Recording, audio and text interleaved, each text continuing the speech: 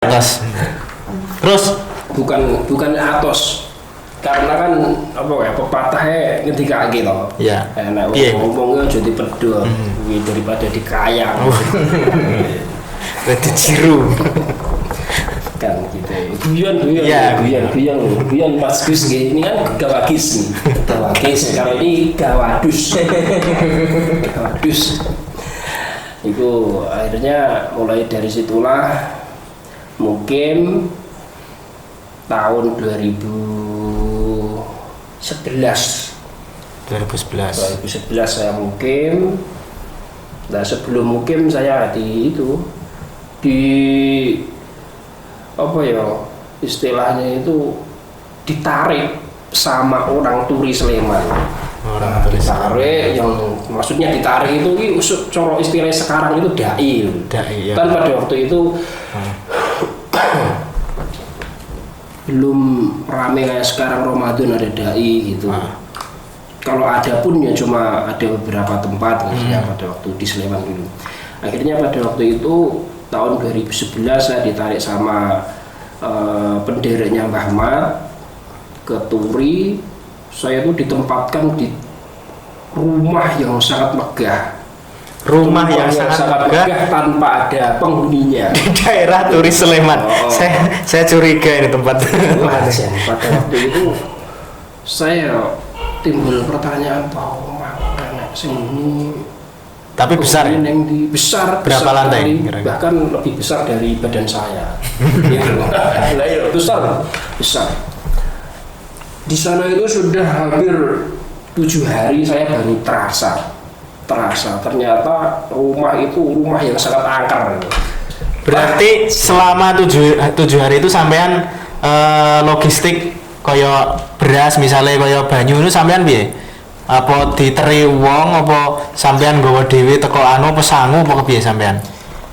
Logistik makanan. Yang namanya tamu itu kan biadul ghosil. Biadul ghosil manut karo sing ngenai sing tuan rumah itu to biadul ghosil cara nggon apa wayadun secarane ngafani mayit kan manut. Mosok mayit karo manut karo sing kan. Oh, adzaif kal mayit. Oke, lanjut. Akhirnya itu setiap hari opo-opo metu mengalir. Kuwi ya rokok mesti. Kuwi mesti rokok itu. Pada waktu itu saya masih Black Cappuccino. 2011 Black Cappuccino itu sesuatu yang spesial ya Mas ya? Oh, jos ya, paling top. Cah nom ngerokok cappuccino itu wis miliarder kan biasa. Walaupun kanker, kantong kering, tapi sama sekali derek masyarakat itu asik ya.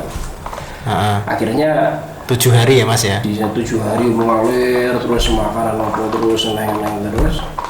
Mulai dari situlah saya diberitahu sama tetangga setiap hari sebelum saya itu di sana itu sekitar jam 10-an masyarakat itu ke atas sudah tidak bisa tidur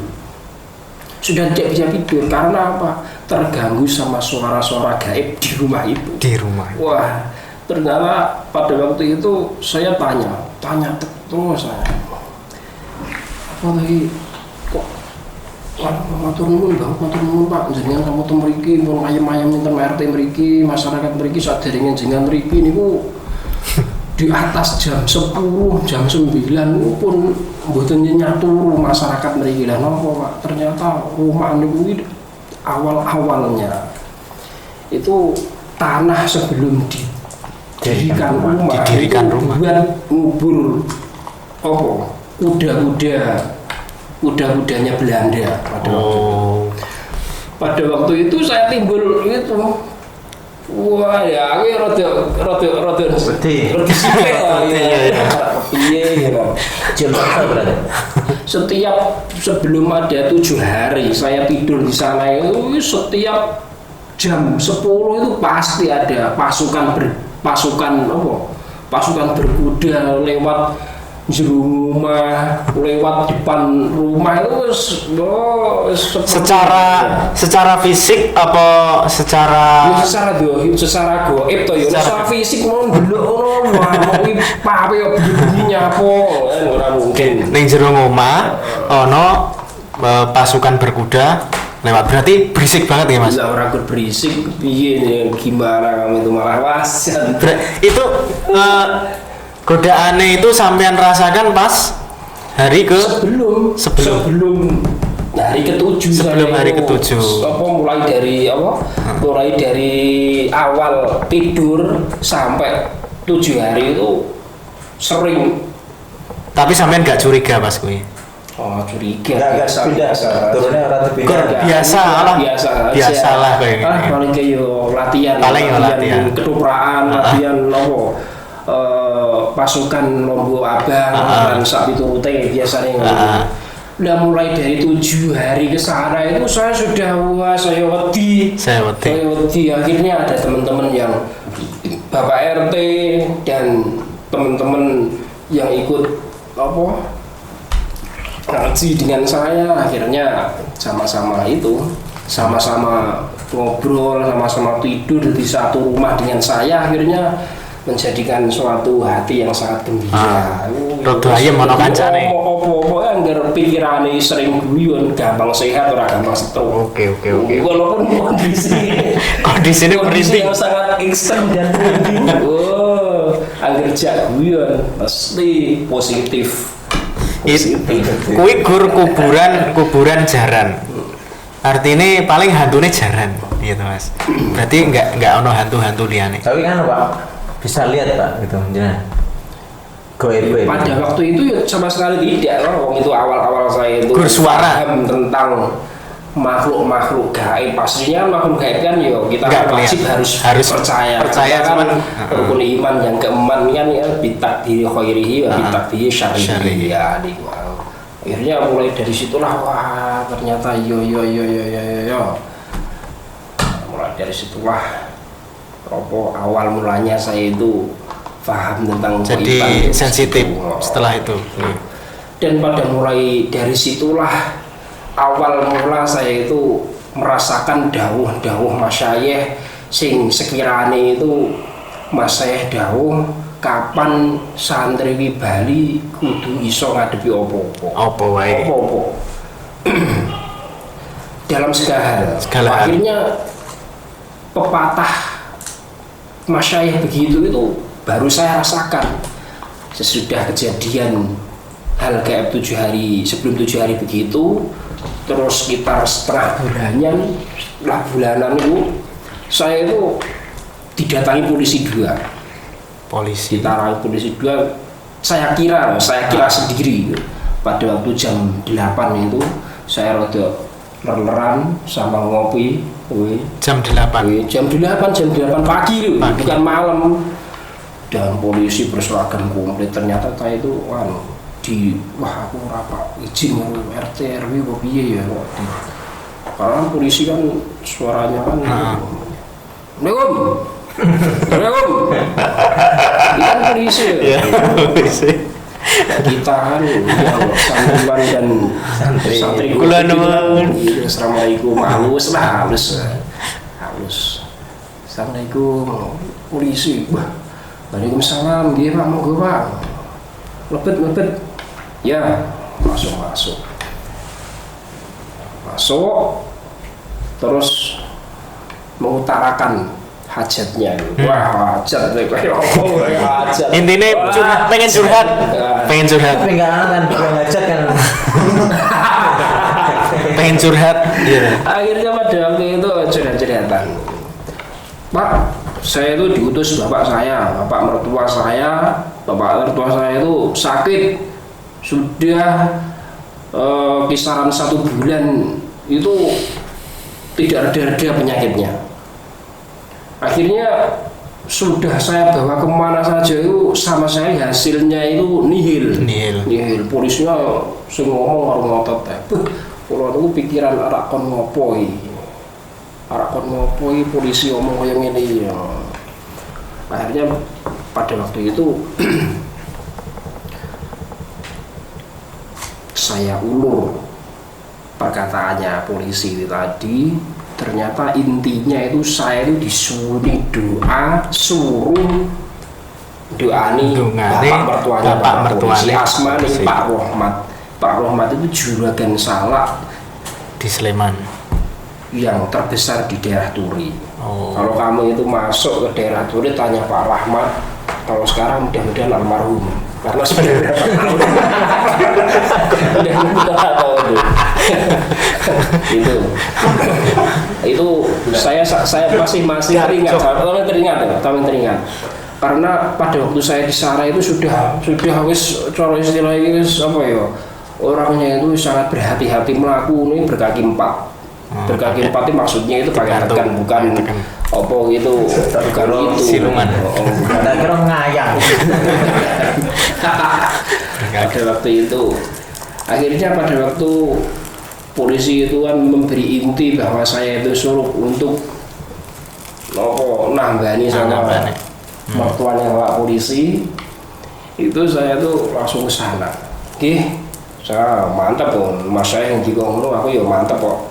Oke, dadi mahir, dalam kalau tak sowan dari pun Pak Rahmat gitu. Akhirnya beneran saya maghrib sama teman saya asmane Pak Santoso yang saya itu dempeng rumahnya itu.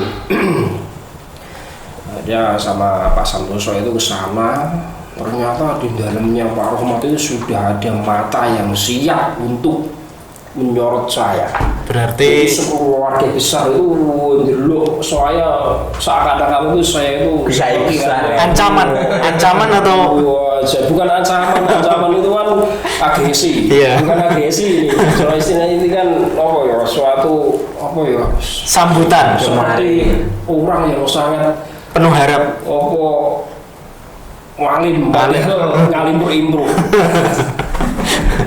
Akhirnya saya ke sana ya dengan posisi yang sangat mantap lah, mantap. Orang percaya diri. Santri igri bukan santri, mantap.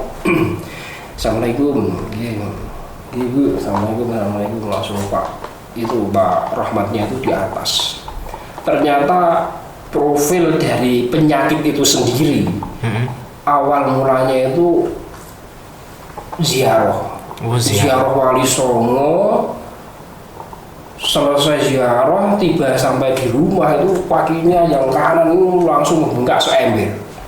Ember, jan seember nek cara kula nggo ember tak diameter itu kurang lebih yo ono kesendirian iki ya kurang lebih sak diameter ember itu. Sampai saya itu iki nek kon ngobati tak wacak yo apa saya sudah itu wis kebleng ora iso waduh gandeng Mas Syekh ingin dikono wis bismillah ora ketangku diwacake apa jurumiyah itu kan syadid kita keyakinan ke mantap lah itu untungnya orang yang sumpah jurumiyah lu kemana haji.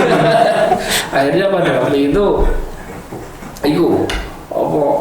saya ngobrol pripun Pak Haji, saya alhamdulillah Pak, nanti ini lagi musibah terus putih Pak. Lah niki mantun ziarah malah kaki kula temriki pun obat ya kan rumah sakit Sarjito. Padahal Bethesda bukan Sarjito. Bethesda itu yang swasta tapi kan cara istilahnya kan yang penanganannya itu penanganannya sudah bagus sih. Itu sama sekali nihil. Di rongsen ya tidak ada apa-apanya, yang ada tulangnya tok. Terus pada waktu itu katanya Pak Rahmat sendiri itu bawa ke Jombang, sampai Jombang itu dibacain ayat-ayat suci Al-Quran.